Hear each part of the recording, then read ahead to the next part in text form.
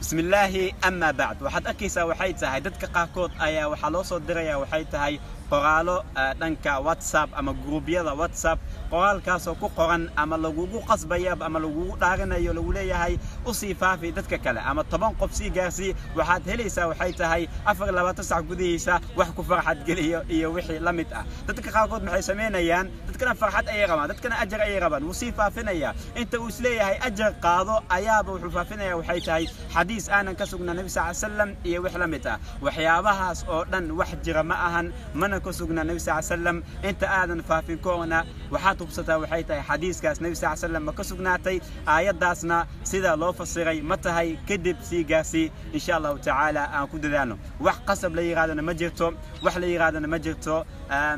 arintaas ajar ayaad ku helaysaa hadaadan faafinna waa qasaaraysaa iyo wix la mid ah aan iska ilaalin insha Allah ta'ala barakallahu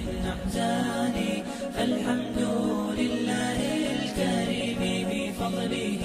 والشكر حمدا